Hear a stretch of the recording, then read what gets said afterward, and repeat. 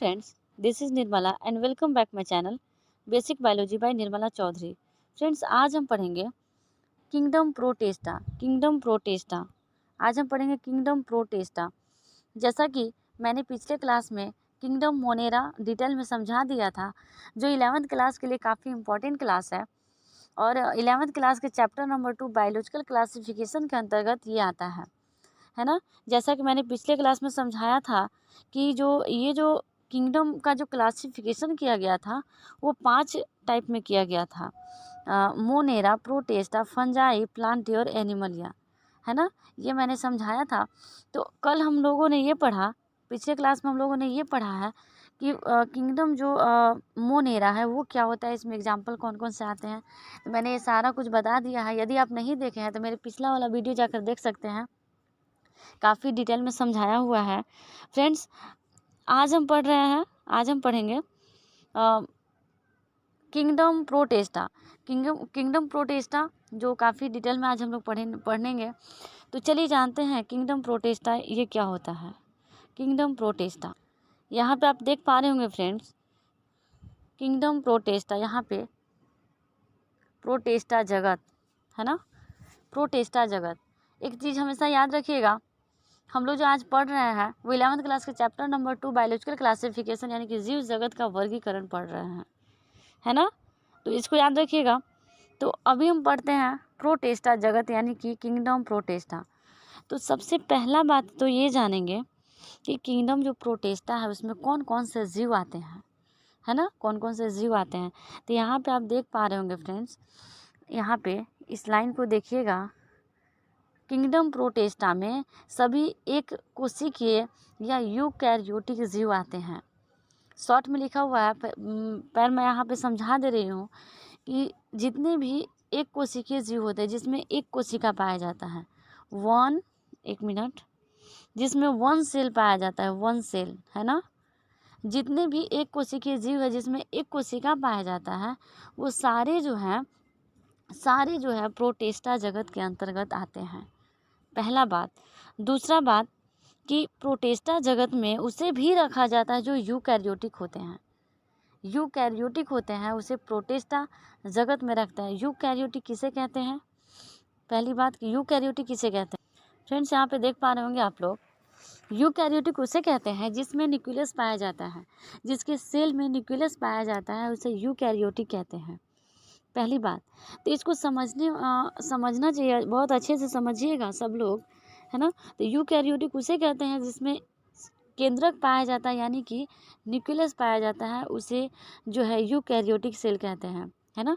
Eukaryotic उसे कहते हैं जिसमें जिस सेल में जो है न्यूक्लियस पाया जाता हो, न्यूक्लियस यानी कि केंद्रक, न्यूक्लियस, है ना। तो जिसमें न्यूक्लियस पाया जाता है उसे क्या बोलते हैं, यूकैरियोटिक बोलते हैं। तो जो किंगडम प्रोटेस्टा है फ्रेंड्स, जो किंगडम प्रोटेस्टा है वो क्या है, तो जिसमें एक ही कोशिका पाया जाता है यानी कि जिसमें सिंगल सेल पाया जाता है, या फिर जो यूकैरियोटिक होता है फ्रेंड्स, यूकैरियोटिक और जितने भी वन सेल ऑर्गेनिज्म है और जितने भी यूकैरियोटिक हैं वो सभी जो है उन सभी जीव किंगडम प्रोटेस्टा के अंतर्गत आता है, यानी कि प्रोटेस्टा जगत के अंतर्गत आता है ना, प्रोटेस्टा जगत के अंतर्गत जाता है। अब जानते हैं कि किंगडम प्रोटेस्टा के एग्जाम्पल कौन कौन से आते हैं, कौन कौन से जीव है जो किंगडम प्रोटेस्टा के अंतर्गत आते हैं। यहाँ पे आप देख पा रहे होंगे फ्रेंड्स, यहाँ पे देख पा रहे होंगे क्रिसोफाइट्स ये जो होते हैं, क्रिसोफाइट्स जो होते हैं वो प्रोटेस्टा जगत के अंतर्गत आते हैं, पहली बात।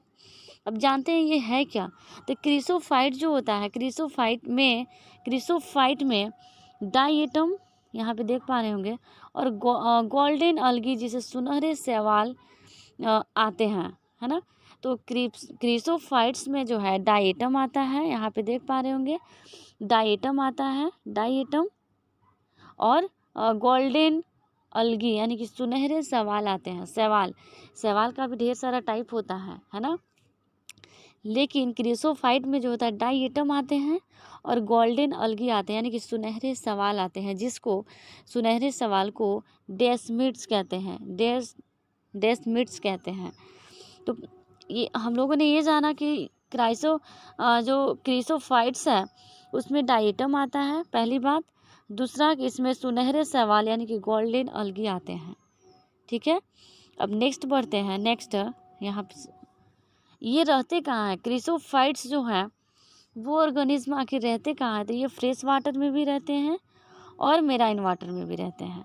अब फ्रेश वाटर और मेराइन वाटर का मतलब क्या होता है, तो फ्रेश वाटर जिसमें नमक नहीं हो, फ्रेश वाटर विदाउट सॉल्ट, उसे फ्रेश वाटर कहते हैं, चाहे रिवर पॉन्ड है ना, ये सब में बिल्कुल भी जो है साल्ट नहीं होता है, नमक नहीं होता है। लेकिन मेराइन वाटर उसे कहते हैं जिसमें साल्ट होता है, साल्ट यानी कि नमक होता है।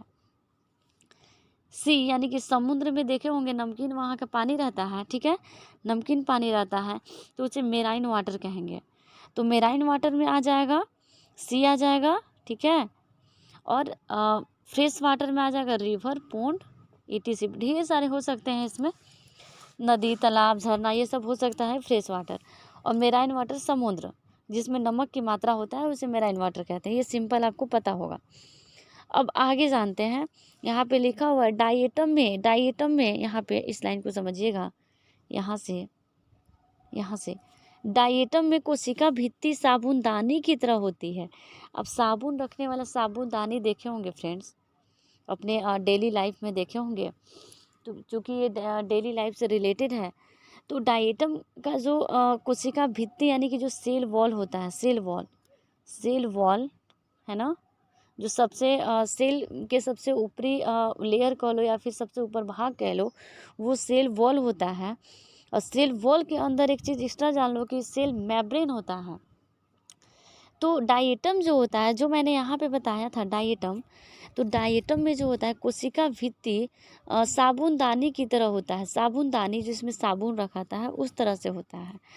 अब ये जो कोशिका भित्ति यानी कि जो सेल वॉल है वो सिलिका की बनी होती है। यहाँ पे आप देख पा रहे होंगे फ्रेंड्स, कलर चेंज करके मैं आपको बता दूँ यहाँ पे कि डायटम में कोशिका भित्ति साबुनदानी की तरह होती है, यानी कि साबुन जो रखने वाला था उस टाइप से इसका सेल वॉल होता है ना।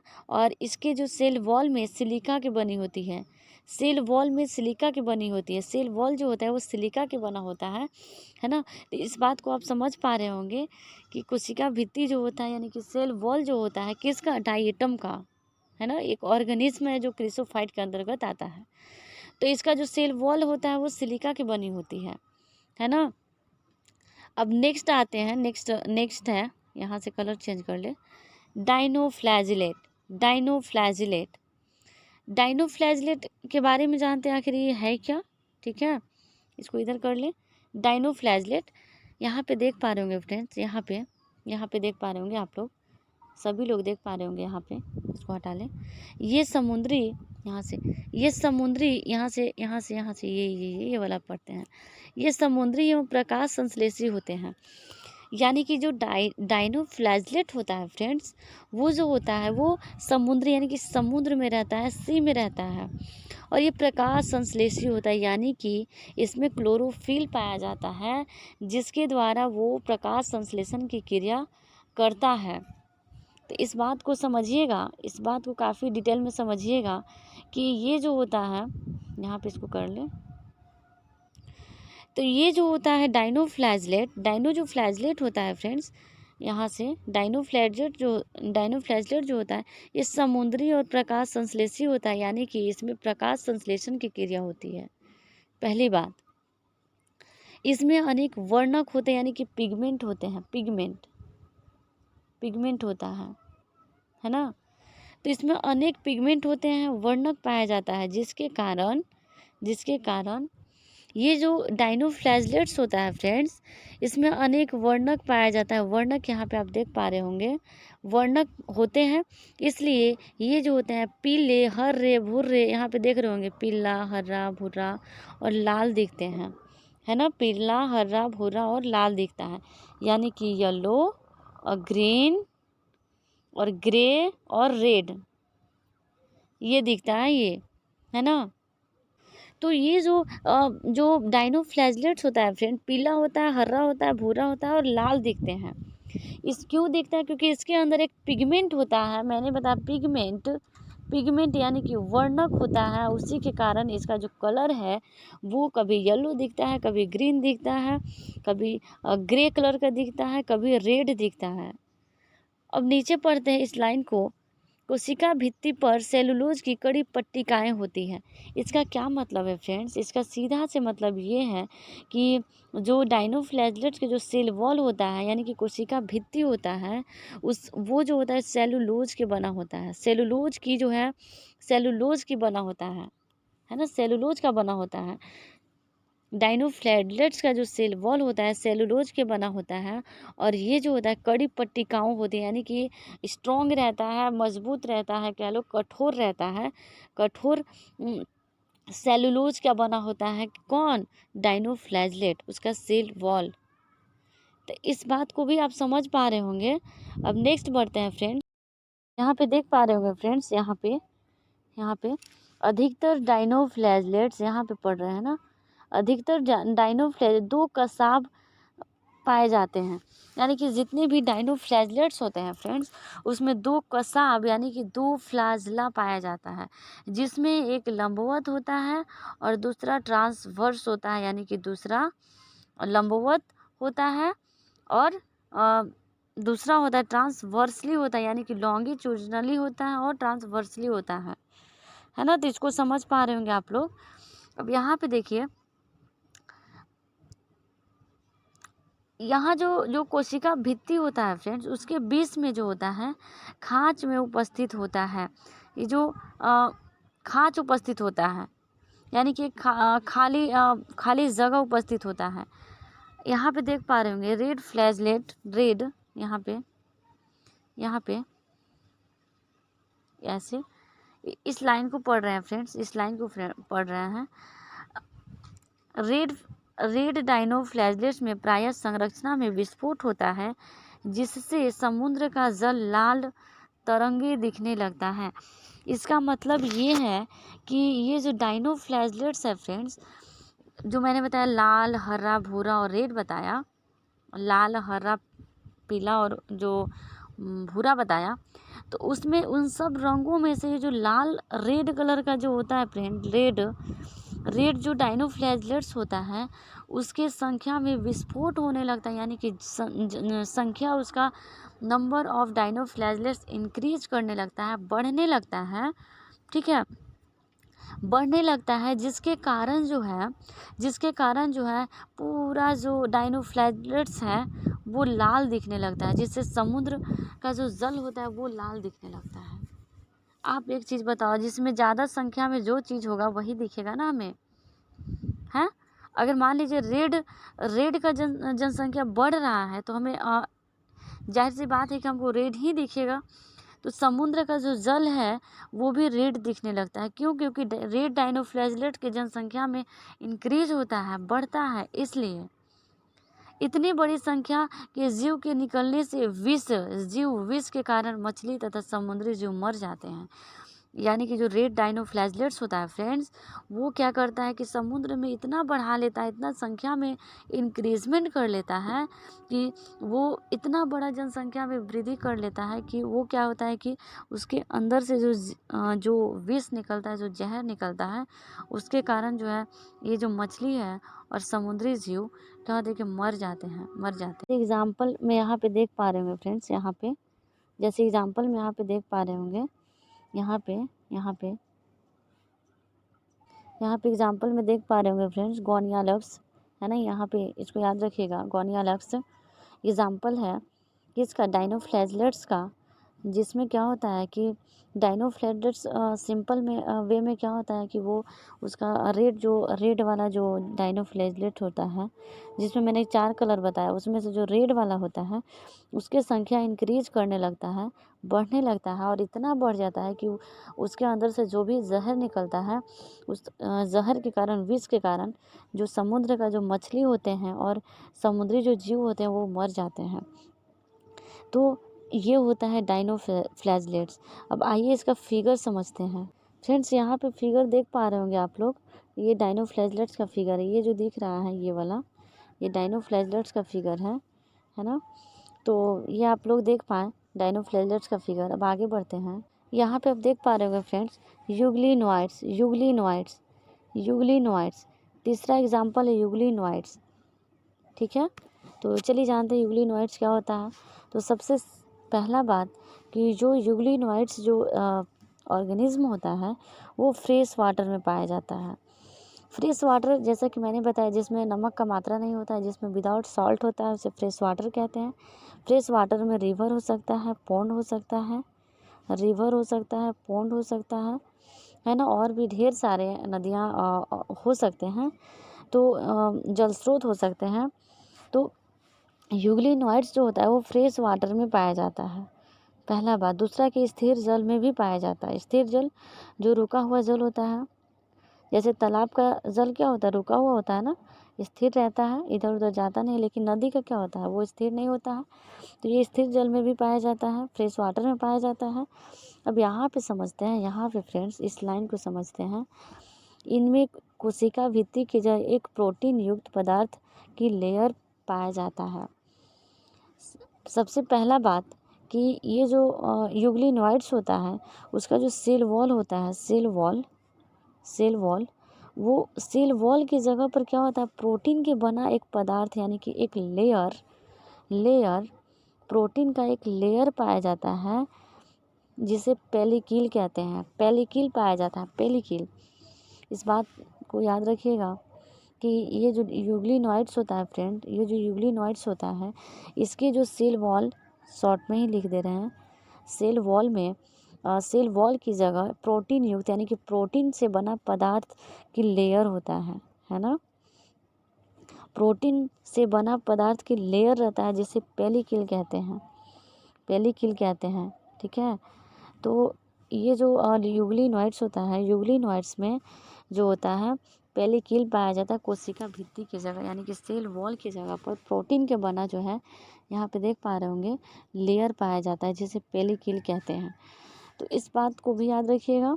उसके बाद जो इनकी संरचना को लचीला बनाती है यानी कि फ्लेक्सिबल बनाती है, यही जो प्रोटीन का जो यहाँ जो बताएं, प्रोटीन का जो यहाँ पे जो इन लोगों का लेयर पाया जाता है सेल वॉल की जगह पर, तो यही कारण है, प्रोटीन के बना होता है लेयर पेलिकील, जो क्या होती है इनकी जो संरचना होता है, जो इसका स्ट्रक्चर होता है यूग्लिनोइड्स का, उसको लचीला यानी कि फ्लेक्सिबल बनाती है ना।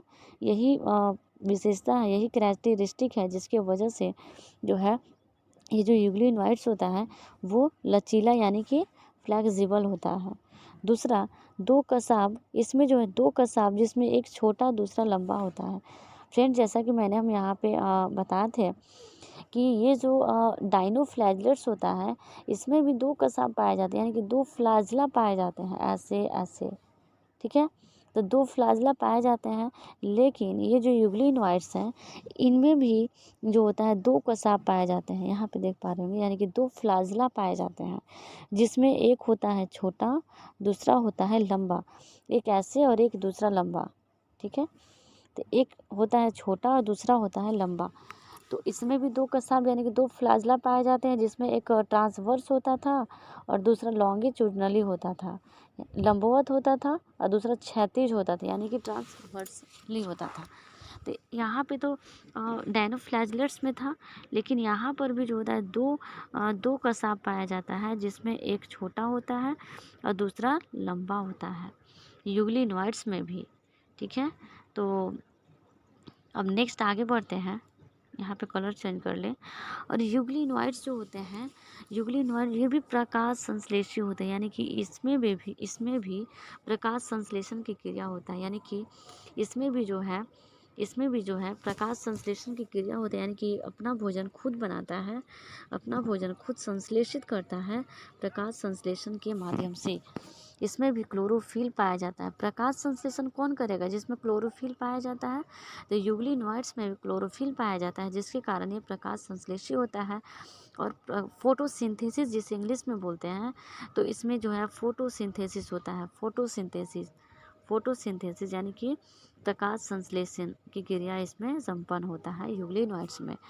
और दूसरा बात, सबसे इम्पॉर्टेंट बात कि यूगली इनवाइट्स जो होता है प्रकाश संश्लेषण तो होता ही है, लेकिन जब ये सूर्य के प्रकाश नहीं होता है फ्रेंड्स, उस समय ये परपोषी के जैसा काम करता है, यानी कि विषम पोषी एक तरफ से बोल सकते हैं। प्रकाश संश्लेषण यदि प्रकाश है, सूर्य का प्रकाश यदि है, सनलाइट है, तो वो क्या करेगा, वो फोटोसिंथेसिस करेगा। लेकिन यदि प्रकाश संश्लेषण नहीं मिलता है, यदि सूर्य का प्रकाश नहीं मिलता है, सनलाइट नहीं मिलता है, उस कंडीशन में ये क्या करता है, परपोषी की क्रिया निभाता है, यानी कि परपोषी बन जाता है, यानी कि दूसरे पर डिपेंड रहता है। तो ये जो होता है यूगली इनवाइट्स एक ऐसा ऑर्गेनिज्म है जो परपोषी भी है और स्वपोषी भी है, यानी कि अपना भोजन खुद भी बनाता है और नहीं भी बनाता है। अगर प्रकाश लाइट यदि मिल रहा है तो प्रकाश संश्लेषण की क्रिया द्वारा अपना भोजन बनाएगा, यदि नहीं मिल रहा है तो कोई बात नहीं, ये परपोषी के जैसा रहेगा, यानी कि दूसरे पर डिपेंड रहता है ना। तो ये हम लोगों ने जाना यूगली इनवाइट्स के बेसिक जो है बेसिक नॉलेज। तो चलिए अब आगे बढ़ते हैं। आगे यहाँ पे एग्जाम्पल देख पा रहे होंगे फ्रेंड्स, यहाँ पे एग्जाम्पल देख पा रहे होंगे यूगलिना। यूगली इनवाइट्स का सबसे इम्पोर्टेंट एग्जाम्पल है यूगलिना, और मैं आप लोगों का भी फिगर देखा फ्रेंड्स, यहाँ पे फिगर देख पा रहे होंगे, यहाँ पे फिगर देख पा रहे होंगे, ये है यूगलिना का फिगर, जिसमें क्लोरोफिल पाया जाता है, और ये प्रकाश संश्लेषी भी होता है, और प्रकाश नहीं होने पर ये हेट्रोट्रोप्स के जैसा काम करता है, यानी कि विषम पोषी के जैसा काम करता है, दूसरे पर डिपेंड रहता है यूगली इनवाइट्स। तो हम ये जान लिए कि जो यूगली इनवाइट्स है उसके अंदर कौन आता है, तो यूगलिना आता है, पहली बात। अब चलिए नेक्स्ट आता है प्रोटोजोआ। तो सबसे पहली बात कि जो प्रोटोजोआ होता है फ्रेंड्स, जो प्रोटोजोआ होता है, कलर दूसरा ले लें, जो प्रोटोजोआ आता है, प्रोटोजोआ जो होता है वो भी प्रोटेस्टा जगत के अंतर्गत आता है, यानी कि प्रोटेस्टा किंगडम के अंतर्गत आता है। आप लोग यहाँ पे देख पा रहे होंगे फ्रेंड्स, यहाँ पे तो प्रोटोजोआ जो परपोषी होता है, परपोषी का मतलब होता है जो दूसरे पे डिपेंड रहता है, ठीक है। अब यहाँ पे प्रोटोजोआ के जानते हैं, तो प्रोटोजोआ जो होता है फ्रेंड्स 4 जो है समूह में विभक्त होता है। प्रोटोजोआ के अंदर भी 4 समूह पाए जाते हैं। इसका जो प्रोटोजोआ के अंदर भी 4 ग्रुप पाए जाते हैं, 4 ग्रुप, है ना। तो प्रोटोजोआ के अंदर भी 4 ग्रुप होते हैं, है ना। तो चलिए जानते हैं एक एक करके। तो पहले इसको मिटा लें, यहाँ पे देख पा रहे होंगे आप लोग, एमीबॉयड प्रोटोजोअन्स, पहला होता है एमीबॉयड प्रोटोजोअन्स। अब चलिए जानते हैं कि एमीबॉयड प्रोटोजोअन्स क्या होता है। तो एमीबॉयड प्रोटोजोअन जो होता है फ्रेंड्स, वो फ्रेश वाटर में भी रहता है, यहाँ पे देख पा रहे होंगे आप लोग, फ्रेश वाटर में भी रहता है, मेराइन वाटर में भी रहता है, यानी कि समुद्र के जल में भी रहता है, और नदी तालाब झरना में भी रहता है, और मॉइस्ट जो है, यहाँ पे मिटा के दिखा दे आप लोगों को, मॉइस्ट सॉइल में भी, यानी कि मिट्टी में भी रहता है एमीबॉयड प्रोटोजोअन्स, है ना। दूसरी बात कि ये सूडोपोडिया के माध्यम से शिकार पकड़ते हैं, यानी कि जो एमीबॉयड जो प्रोटोजोअन जो होते हैं वो सूडोपोडिया, यहाँ ध्यान रखिएगा, यहाँ पे पी साइलेंट रहता है, सूडोपोडिया।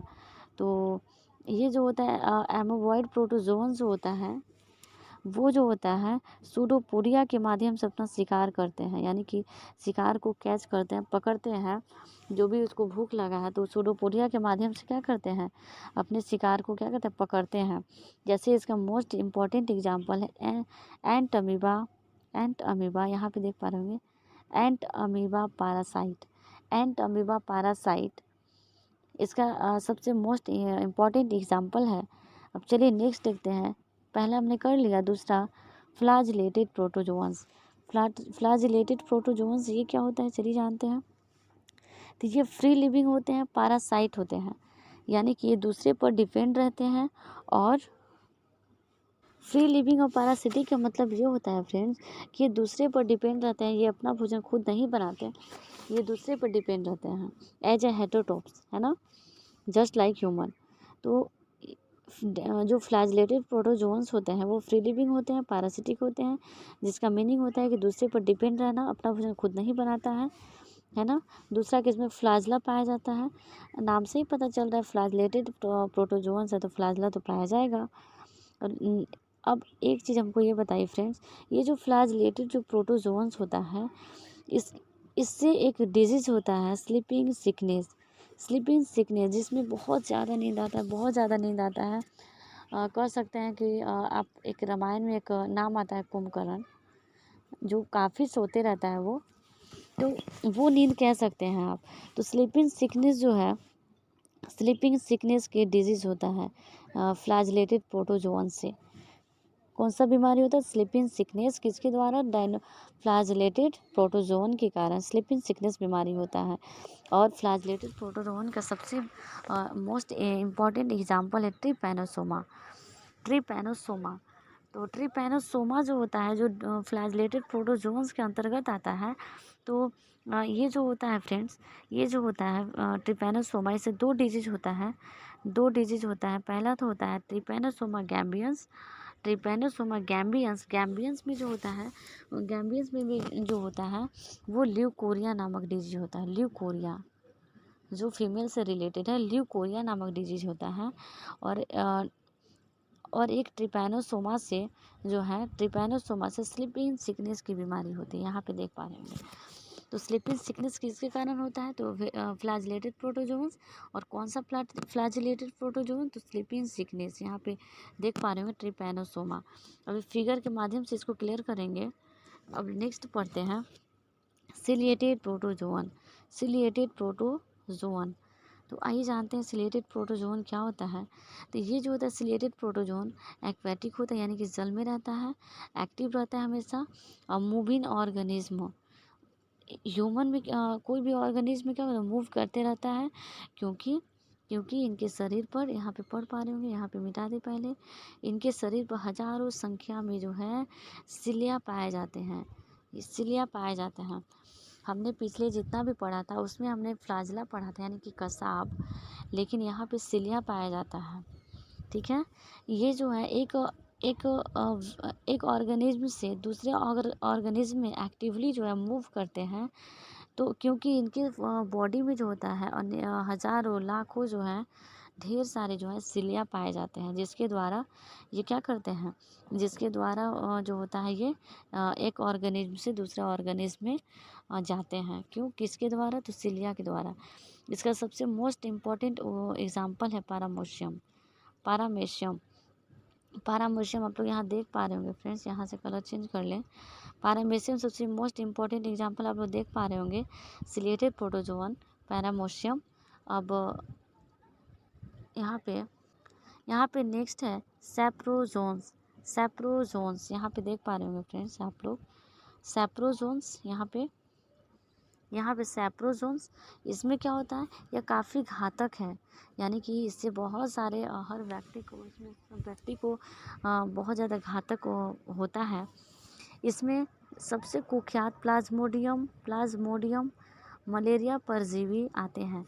यानी कि ये जो है स्पोरोजोन्स जो है वो काफ़ी घातक है, काफ़ी डेंजरस है ना। इसके अंदर जो भी ऑर्गेनिज्म आते हैं वो काफ़ी घातक है, काफ़ी डेंजरस है। क्योंकि आप लोग सुने होंगे सबसे एक प्लाज्मोडियम मलेरिया बीमारी है ना। मलेरिया आप लोग फ्रेंड्स जब आगे जाइएगा तो पढ़ना है मलेरिया के टाइप। मलेरिया भी एक टाइप के नहीं होते, इसके भी अनेक टाइप होते हैं फ्रेंड्स, इसके भी अनेक टाइप होते हैं। एक मिनट, सॉरी फ्रेंड्स, कुछ दब गया था। तो हम लोग यहाँ पे पढ़ रहे थे स्पोरोजोन्स, जो काफ़ी घातक होता है, डेंजरस होता है, जो सबसे कुख्यात जो इसका नेम आता है प्लाज्मोडियम, जिसके द्वारा मलेरिया होता है, मलेरिया नामक बीमारी। जब आप लोग आगे जाइएगा फ्रेंड तो मलेरिया के टाइप पढ़ना है, जो काफ़ी इंपॉर्टेंट होता है हायर क्लास के लिए। बट अभी इतना हायर की ज़रूरत नहीं है, अभी शॉर्ट वे में ही पढ़ते हैं। तो फ्रेंड्स यहाँ पे जो देख पा रहे होंगे, जिसके कारण प्लाज्मोडियम यानी कि मलेरिया परजीवी आते हैं, जिसके कारण मानव की जनसंख्या पर आघात पहुंचाने वाला प्रभाव पड़ा है। मतलब यदि ह्यूमन की यदि कोई बीमारी ने डसा है, यदि आघात पहुंचाया है, तो वो कौन? प्लाज्मोडियम है, जो मलेरिया परजीवी है, जिसके कारण मलेरिया नामक बीमारी होती है। जो मच्छर के काटने से होता है फ्रेंड्स, मलेरिया, जो काफ़ी घातक बीमारी है। तो फ्रेंड्स हम लोगों ने ये जाना कि प्रोटोजोआ के अंतर्गत कौन कौन से ऑर्गेनिज्म आते हैं। तो हमने ये 4 जाना। पहला स्पोरोजोन्स, यहाँ पे बता दें आप लोगों को, स्पोरोजोन्स, यहाँ पे पेंसिल लेकर, स्पोरोजोन्स और एमेबोइड प्रोटोजोन्स और फ्लैजेलेटेड प्रोटोजोन्स, सिलिएटेड प्रोटोजोन्स। अब इसका फिगर के माध्यम से थोड़ा सा यहाँ पे फ्रेंड्स देख पा रहे होंगे, ये जो दिख रहा है वो पैरामोसियम का फिगर है। पैरामोसियम का ये फिगर है जो मैंने बताया था। इसमें मैंने बताया था कि हजारों नहीं लाखों सिलिया पाए जाते हैं। वही पैरामोसियम का फिगर है जो यहाँ पे सिलिया, यहाँ पे इसके बाहर जो दिख रहा है फ्रेंड्स, ये जो ऐसे करके दिख रहा है वो सिलिया है, जिसमें एक नहीं, दो नहीं, हजारों जो है सिलिया पाए जाते हैं, जो सिलिएटेड प्रोटोजोन्स के अंतर्गत आता है। तो फ्रेंड्स ये हमने जाना पैरामोसियम, है ना। यहाँ पे देख पा रहे होंगे फ्रेंड्स, ये जो फिगर है ये ट्रिपैनोसोमा का फिगर है, जिसके कारण स्लीपिंग सिकनेस डिजीज होता था। यहाँ पे इसका फिगर देख पा रहे होंगे, ट्रिपैनोसोमा का फिगर दिया हुआ है। आपको ये समझ में आ रहा है? ध्यान से समझिएगा इस बात को। ये जो है ट्रिपैनोसोमा का फिगर है, जिसके कारण स्लीपिंग सिकनेस बीमारी होती है। स्लीपिंग सिकनेस, है ना, स्लीपिंग सिकनेस की बीमारी होती है ट्रिपैनोसोमा के कारण। तो हमने ये जाना। तो फ्रेंड्स आज हमने जाना यहाँ पे देख पा रहे होंगे किंगडम प्रोटिस्टा का डिटेल जाना, कुछ के अंतर्गत कौन कौन से ऑर्गेनिज्म आते हैं। तो जैसा कि हम सब ने जाना कि अमीबा आता है, पैरामोर्शियम, यूग्लिना। तो ये सारे ऑर्गेनिज्म है जो प्रोटिस्टा के अंतर्गत आता है, यानी कि किंगडम प्रोटिस्टा के अंतर्गत आता है, जो काफ़ी इम्पोर्टेंट था। तो आज हमने ये जाना जो 11th क्लास के लिए काफ़ी इम्पोर्टेंट है। फ्रेंड्स यदि आज का सेशन पढ़ाया हुआ मेरा कंटेंट समझ में आए तो प्लीज़ लाइक कर देना, प्लीज़ शेयर करना और प्लीज़ सब्सक्राइब कर देना, जिससे कि जो भी बेसिक वीडियो बनाए उसका नोटिफिकेशन आप तक पहुँचे। तो फ्रेंड्स आज के लिए बस इतना ही। मेरे इस चैनल को सब्सक्राइब ज़रूर कर देना, बेल आइकन को दबा देना और अपने फ्रेंड लोग के पास ज़रूर शेयर करना, जिससे कि वो भी जो है कुछ सीख सके, जान सके। तो फ्रेंड्स आज के लिए बस इतना ही। Okay, thank you so much. Okay.